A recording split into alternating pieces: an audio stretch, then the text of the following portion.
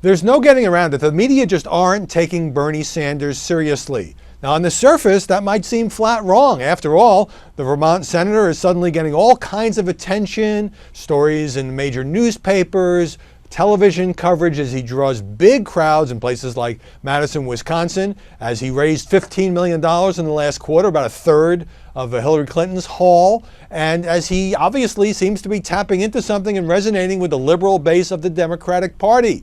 A guy who was initially viewed as a kind of a fringe candidate, a 73-year-old socialist who had no hope of making a serious showing, is shaking things up quite a bit. Here's why I say media not taking him seriously. Because if we were treating Sanders as anything other than entertainment, we would be holding him to a lot tougher standard.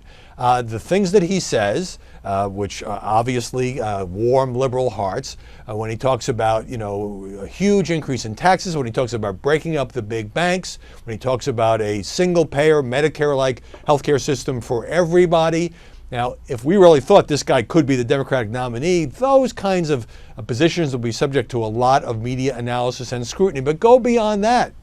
These freelance articles that he wrote, some of them 40 years ago, in which Bernie Sanders says things like, cancer is caused by not having enough orgasms, that a lack of sex can lead to cancer, leaving aside the earlier blip over his writing about female sexual fantasies involving gang rape and that sort of thing. Yes, it was 30, 40 years ago, but if imagine any other candidate in the race, any of the 42 Republican candidates in the race, having once written that, what a bombshell that would have been. So, bottom line here is there are also other weaknesses in Bernie Sanders' candidacy that are not really being looked at very hard, except for a couple of stories, such as he has virtually no following in the African American community.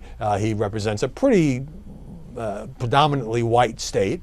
And doesn't have much black support in his campaign, nor does he seem to be reaching out to those communities. Here's what's really going on. The press doesn't want to spoil the fun. We want to cover Bernie as a kind of phenomenon because that creates at least the illusion of a race against Hillary Clinton. At the same time, we don't want to look too closely at his positions or the controversies or the things that he has said or has written that would cause a huge explosion if it were any other candidate, because that spoils the fun. Nobody wants to knock him out too early. Now, I'm not defending this. I think if given the reaction that Sanders has gotten, that we ought to take him seriously and we ought to cover him with the same aggressiveness as we cover Hillary or any other candidate. That doesn't seem to be happening. It might change, I suppose. In the Hillary camp, seems to be kind of downplaying him. Yes, we could have a tough time in Iowa and or New Hampshire, but Hillary, as you'll notice when she's asked about Bernie Sanders, as she was in that CNN interview, not mentioning him by name, not trying to give him any oxygen.